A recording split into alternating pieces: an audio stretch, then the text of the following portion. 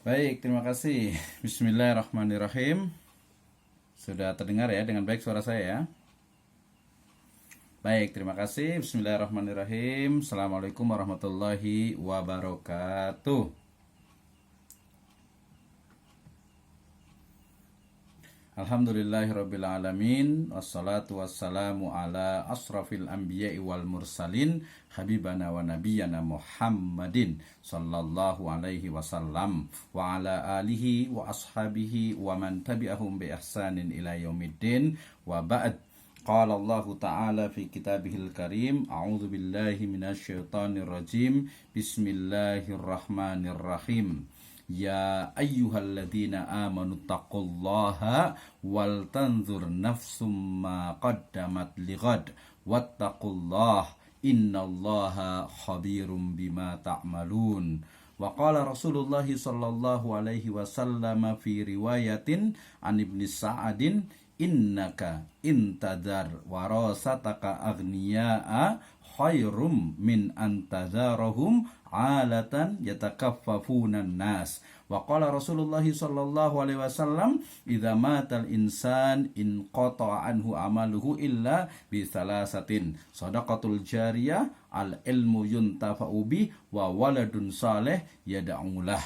Amma ba'd, fa inna asdaqal hadithi kitabullah wa khairal huda hudan nabiyyu sallallahu alaihi wasallam. Alhamdulillah, syukur kepada Allah Subhanahu wa taala yang telah memberikan kepada kita kenikmatan iman, Islam dan juga ihsan. Kemudian salawat dan salam mari sama-sama kita panjatkan kepada junjungan alam habibana wa nabiyyana Muhammadin sallallahu alaihi wasallam, kepada seluruh ahlul baitnya, para sahabatnya serta orang-orang yang senantiasa mengikuti jejak sunnahnya hingga akhir zaman. Pertama, saya ucapkan jazakumullahu khairan. Terima kasih banyak atas kepercayaan yang diberikan kepada saya untuk sharing, khususnya untuk komunitas yang sangat luar biasa sekali. Ana sa'idun jiddan yakni hadhil lailah limada li anna nurid an nabhas yata'allaq bi kaifa yakni nurabbi ya amwaluna khasatan yakni fi usratina. Wa nahnu na'rif al-yawm kaifa yakni muskilatul tadbir khasatan fil amwal wa aidan fi usrah.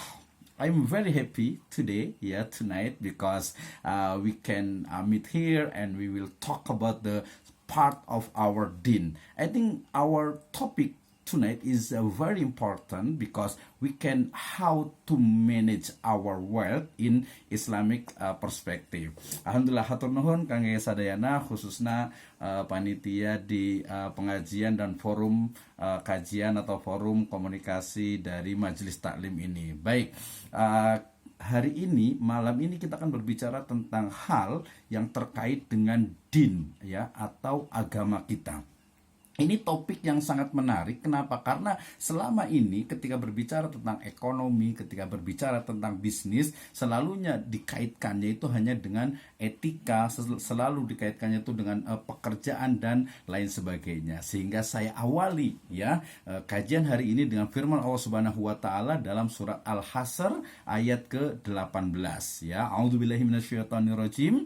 Ya ayyuhalladzina amanu taqullaha wal tanzur nafsum ma qaddamat lighad wattaqullah innallaha khabirum bima ta'malun. Wahai orang-orang yang beriman, bertakwalah kepada Allah Subhanahu wa taala, dan hendaknya setiap jiwa setiap kita itu memperhatikan ma qaddamat lighad sesuatu yang kita siapkan li ghadin untuk hari esok. Wa fassara al-mufassirun fi hadhihi al-ayah makna al-ghad yakni ba'dal ghad atau ba'dal yaum atau ba'dal usbu atau ba'das sanah. Jadi lighad untuk hari esok jadi kita sebagai seorang mukmin dalam ayat ini, seorang yang beriman itu diperintahkan untuk memperhatikan dan menyiapkan apa yang kita siapkan untuk hari esok.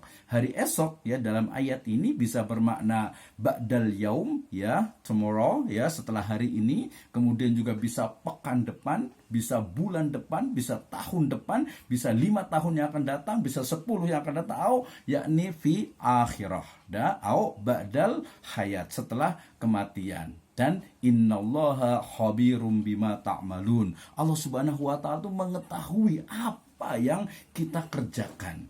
Nah, ayat ini terkait dengan bagaimana kita itu menyiapkan diri kita, we prepare ourselves and also our family, menyiapkan diri kita, menyiapkan masa depan dari keluarga kita untuk menghadapi masa-masa yang akan datang, khususnya how to manage our wealth. Oke.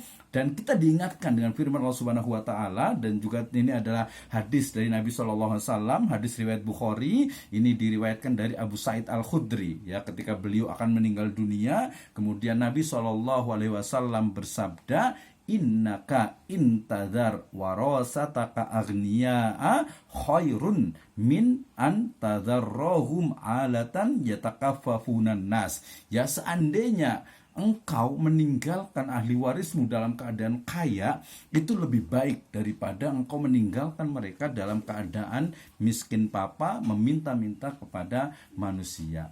Maka riwayat Bukhari ini menjadi satu motivasi bagi kita untuk bagaimana memanage, mengelola, menyiapkan untuk anak cucu kita. Khususnya dalam konteks ini adalah meminta-minta kepada orang lain terkait dengan harta biasanya. Nah, kemudian kita juga diingatkan dengan hadis dari Nabi SAW yang sudah sangat masyhur, dikatakan idza matal insan au fi riwayatin idza mata ibnu adam, apabila meninggal anak Adam, in qata'a anhu amaluhu, maka akan terputus amalannya illa bisalasatin, kecuali 3 hal. Yang pertama ada shadaqatul jariyah, tadi alhamdulillah panitia menyebutkan ada sedekah, ini adalah salah satu dari amalan yang terus menerus, walaupun makna dalam shadaqatul jariyah yang lebih spesifik itu adalah wakaf. Sehingga nanti kalau panitia dan juga mungkin ibu dan bapak sekalian bersedekahul jariyah, sedekah yang mengalir itu adalah wakaf. Wakaf untuk sekolahan, wakaf untuk masjid, wakaf untuk majelis taklim dan lain sebagainya. Sedekahul jariyah itu yang pertama, al ilmu yuntafa'u bih, ilmu yang bermanfaat. Kita mengajar misalnya murid-murid kita, mengajar mahasiswa kita, kemudian itu diamalkan. Termasuk juga nanti adalah mengajar dari keluarga kita atau anak-anak kita, itu adalah dikatakan al ilmu yuntafa'u bi wa waladun saleh yada'ulah, dan juga anak anak yang mendoakan kepada kita, baik anak secara biologis ataupun anak secara ideologis. Kenapa? Karena dalam konteks hadis ini adalah waladun, dia menggunakan nama yang disebut dengan isim atau kata benda nakiroh, maknanya general, baik anak biologis ataupun anak ideologis. Baik, Ibu dan Bapak sekalian, kita awali dengan tadi sudah dijelaskan, ini menarik sekali tentang krisis ekonomi yang terjadi terus-menerus. Inflasi itu betul-betul naik tajam, sehingga perekonomian di Indonesia ini sulit, unpredictable sangat sulit untuk diprediksi. Tadi juga moderator atau MC kita menyebutkan inflasinya ini, barang-barang kebutuhan tuh naik nih mungkin orang tuh bukan naik malah lain naik tapi pindah harga jadi ini terjadi salah satu adalah karena inflasi. Demikian juga sementara kehidupan kebutuhan atau keperluan hidup itu semakin banyak, yang anaknya mungkin masih kecil masih TK, naik ke SD ke SMP ke SMA, belum nanti masuk ke pesantren. Jadi semakin hari itu semakin banyak semakin banyak yang sudah punya keluarga besar kemudian pun nanti kebutuhannya ada lagi, dan kita juga masih nih dibayang-bayangi dengan ketidakpastian di masa depan dan kita tahu juga bahwa tadi kenaikan harga kan seharusnya itu dibarengi dengan penghasilan pendidikan yang naik gitu ya. Nah ini biasanya perlu waktu nih untuk perusahaan-perusahaan untuk harga naik duluan baru gajinya itu ngikutin gitu ya. Dan ini juga salah satu dari dampak ya COVID-19 yang ya saat ini justru sangat terasa sekali gitu ya, sangat terasa sekali. Mungkin karena tabungan sudah habis gitu ya, kemudian juga mungkin simpanan sudah tidak ada gitu ya. Nah ini apa yang kita bisa lakukan? Nah, tadi menarik juga nih apa statement dari Ustaz Zamzam, dia mengatakan ini kumaha ya gitu ya. Jadi kalau hartanya banyak itu kan baru kita bisa memanage, mengelola. Kalau hartanya sedikit atau nggak ada, gimana mau mengelolanya? Nah, justru ibu dan bapak sekalian, justru saya mencoba untuk berpikir opposite atau sebaliknya. Ya mungkin ibu dan bapak sekalian yang diberikan karunia harta yang banyak gitu ya, kalau menurut saya mungkin malah nggak perlu gitu ya, nggak perlu belajar, nggak perlu mengelola gitu loh. Uangnya banyak ngapain dikelola ya, habis-habisin aja, terus dihabisin juga 7 turunan juga nggak habis, nggak perlu dikelola gitu ya. Karena ngapain dikelola, orang uangnya udah banyak kok nggak pernah habis. Tapi justru yang uangnya nggak ada atau uangnya sedikit ini yang perlu dikelola. Aduh ya kumaha ya buat beli mungkin untuk cicilan rumah, cicilan mobil, pendidikan anak. Aduh ini untuk makan kayak gimana nih? Nah ini justru jadi yang saya bilang ini, yang pentingnya mengelola keuangan keluarga justru ketika uangnya itu malah kurang. Kalau uangnya banyak lebih, udah nggak usah di manage gitu ya, tinggal habis-habisin aja terus gitu, nggak pernah habis juga gitu ya, nggak berseri katanya. Nah apa yang kita bisa lakukan?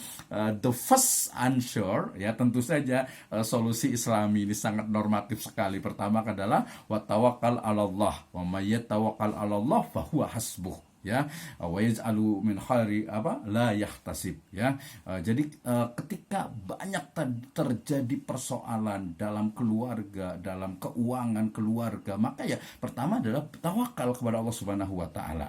Nah tentu saja tawakalnya bukan berarti pasrah yang geus ayana kieu gitu ya. Tidak seperti itu ya. Justru tawakal kepada Allah Subhanahu wa taala itu dibarengi dengan apa yang disebut dengan ikhtiar. So, ini ibu-ibu paling rajin nih ya biasanya untuk ketika arisan, ketika pengajian, jualan, mencari tambahan income dan lain sebagainya ya. Di sini ada berhemat juga dalam pengeluaran, kemudian menabung untuk masa depan dan merencanakan program keuangan. Ya boro-boro istilahnya pada nabung nyimpen gitu ya, untuk hari-hari aja itu kurang. Nah, ini mungkin caranya atau mungkin mindset kita gitu ya. Mindset kita yang bisa jadi mungkin perlu direvisi sedikit terkait dengan how to manage our wealth. Oke, ibu dan bapak sekalian, ya ini berarti adalah solusi yang Islami. Tapi ada yang akan kita bahas malam hari ini, yaitu the art of Islamic finance management, ya, seni dalam mengelola keuangan keluarga.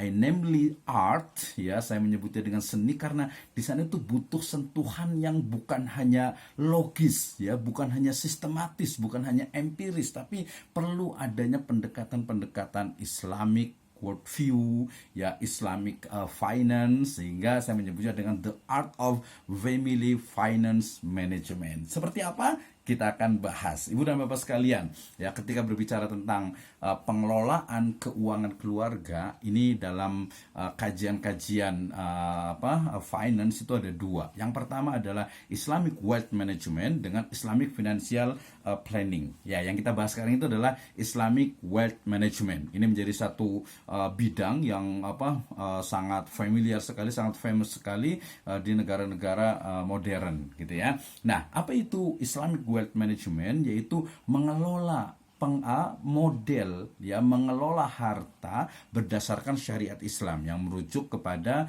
Al-Quran dan juga hadis yang sahih. Nah, di sini ada dua. Kalau Islamic wealth management dia lebih general, dia akan berbicara tentang bagaimana nih, misalnya gaji dari suami sekian, mungkin ada pendapatan istri sekian, kemudian mungkin nanti ada tambahan-tambahannya. Nah, bagaimana nih agar kontribusinya, kemudian juga nanti distribusinya itu betul-betul sesuai dengan syariat Islam. Tadi dibacakan juga tentang ayat bagaimana innal mubadzirina kanu ikhwanus syayatin, ya, bahwasanya mubadzir itu adalah teman-temannya syaitan. Nah, syaitan dalam konteks ini adalah ya memang ketika kita itu mungkin menggunakan, ingat salah satu dari hadis dari Nabi SAW, ightanim khamsan qabla khamsin, ya. Siapkan yang 5 sebelum yang 5. Dalam hadis yang lainnya dikatakan terkait dengan la tazalu qadamu abdin, ya, tidak akan bergeser kaki seorang hamba hatta yus'al, ya, sampai dia itu ditanya, ya, minimal itu ada 3. Salah satunya adalah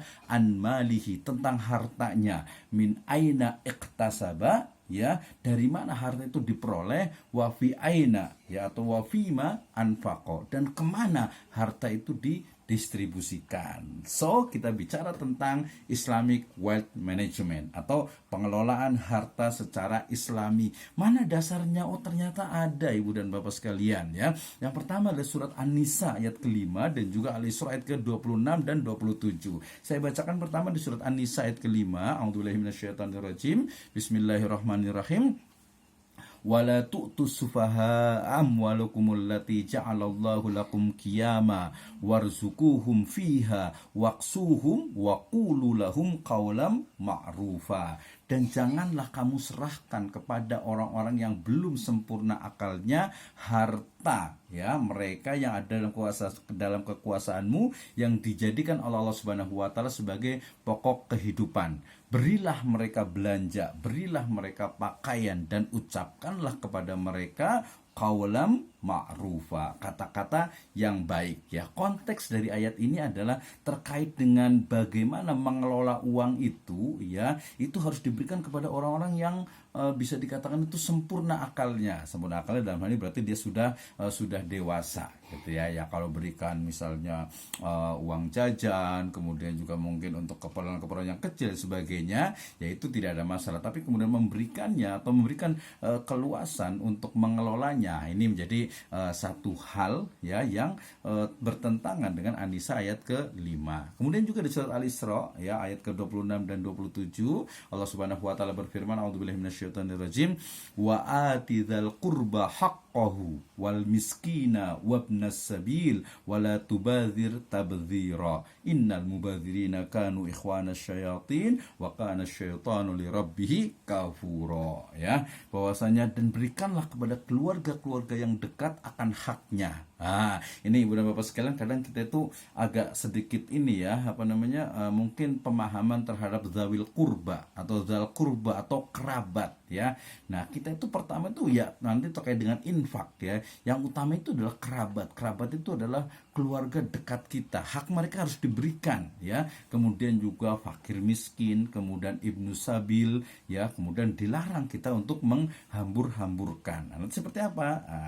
We will talk about that, ya. Kemudian tadi ini bacakan di surat di riwayat Bukhari yang sudah saya sebutkan tentang bagaimana kita sebagai orang tua, ya, itu harus kita harus menyiapkan. Ini mungkin bahasanya agak sedikit enggak biasa di masyarakat, gitu ya. Tapi di beberapa negara maju itu sudah berkembang bagaimana kita menyiapkan warisan kita ini, ya, menyiapkan warisan untuk anak cucu kita. Mana dasarnya dalam Islam ini? Riwayat Bukhari bahwasanya kalau seandainya engkau itu meninggal dan meninggalkan warisan yang tercukupi kebutuhannya, gitu ya, maka itu akan lebih baik, ya, itu lebih khairun, ya, itu akan lebih baik. Ini adalah sabda dari As-Shadiqul Masduq, Nabi Muhammad sallallahu alaihi wasallam. Nah, ini berbicara tentang pengelolaan, saya yakin, ya, lain ngajaran, iya, ya, ngajaran anak meringojai, gitu ya. Ini kita betul pengelolaan sudah tahu, kemudian juga definisi pengelolaan, manajemen juga semua sudah paham bagaimana manage, gitu ya, mengelola. Oke.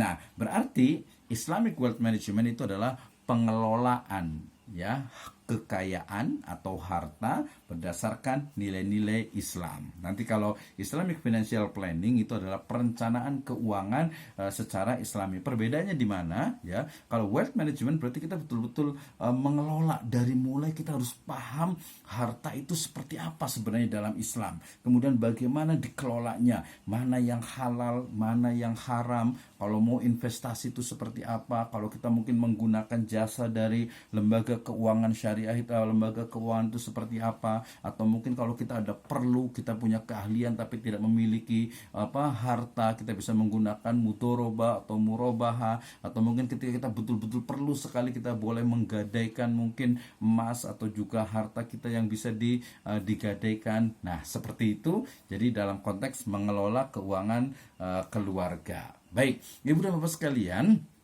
ya, ketika kita berbicara tentang mengelola harta, mengelola kekayaan, tentu saja yang paling penting itu adalah kita harus memahami bahwasanya, ya, tadi di surat An-Nur ayat ke-33, A'udzubillahi minasyaitonirrajim, wa atuhum mimma lillahillazi atakum, ya, dan berikanlah kepada mereka sebagian malillah, harta Allah Subhanahu wa taala yang telah dikaruniakan kepada mereka, ya, atau kepada kalian, gitu ya. Nah, ini yang paling penting sekali. Kenapa? Karena salah satu dari orang-orang mungkin yang dia terjatuh kepada pelit gitu ya, medit, koret dan lain sebagainya, itu karena menganggap bahwasanya ini kan harta dari hasil jerih payah saya gitu kan ya. Ini kan harta yang betul-betul kita tuh berjuang untuk mendapatkannya, padahal tidak ingat di surat An-Nur, Ibu dan Bapak sekalian boleh dicatat ya, di An-Nur ayat ke-33 itu jelas sekali bahwasanya harta itu adalah milik Allah Subhanahu wa taala, dan manusia diberikan apa? Mustahlafina fi, diberikan kepercayaan, tanggung jawab untuk bisa mengelolanya. Ya, ini diingatkan kembali dalam surat Yunus ayat ke-55, ala inna lillahi ma fis samawati wal ard ala inna wa'dallahi haqqu walakinna aksaruhum la ya'lamun. Kemudian juga di surat Yunus ayat ke-66, ala inna lillahi ma fis samawati wa ma fil ard wa may yattabi'ul ladzina yad'una min dunillahi syuraqa'a iyattabi'una illa dhanna wa inhum illa yahrusun. Jadi hakikat dari harta itu sejatinya ada milik Allah Subhanahu wa taala, dan kita sebagai manusia itu diberikan kepercayaan untuk mengelolanya, untuk bertanggung jawab bagaimana mendistribusikannya dan memberikan manfaat ya untuk semesta. Karena harta milik Allah Subhanahu wa taala, otomatis dia adalah tadi saya sebut dengan istilah di surat Al-Hadid ayat 7, yaitu wa anfiqu mimma ja'alakum mustahlafina fi, dan nafkahkanlah dan berinfaklah dan bersedekahlah apa saja yang telah Allah Subhanahu wa taala jadikan kuasa bagimu. Nah, ini sebenarnya nanti yang membedakan kalau Ibu dan Bapak sekalian memahami tentang apa sih sebenarnya beda antara ekonomi syariah dengan ekonomi konvensional. Ya, salah satu yang paling penting itu adalah bahwa harta dan seluruh isi dari jagat raya ini adalah milik dari Allah Subhanahu wa taala. Manusia diberikan kepercayaan untuk mengelolanya. Nah, ini yang menjadi sangat penting, sehingga kemudian nanti dalam mengelolanya misalnya kita selalu diingatkan ya dengan wala taqrabu malal yatimi illa billati hiya ahsan hatta yablugha asyuddah, dan janganlah ya kita itu mendekati harta anak yatim kecuali dengan cara yang lebih bermanfaat hingga dia dewasa. Nah, kalau ayat Al-An'am 152 ini kan tidak boleh mendekati anak yatim, tapi bukan berarti harta itu kemudian malah hilang atau harta itu kemudian tidak dikelola. Ya, justru sebaliknya, harta anak yatim itu diamanahi ya, dipegang, dijaga, kemudian kalau perlu dikelola agar menjadi lebih banyak. Ini kita diingatkan juga dengan firman Allah Subhanahu wa taala dalam surat Al-Kahfi yang biasa dibaca pada hari Jumat. Nah, ini menjadi hal yang sangat penting terkait dengan pengelolaan, termasuk juga nih ya bagaimana kewajiban kita untuk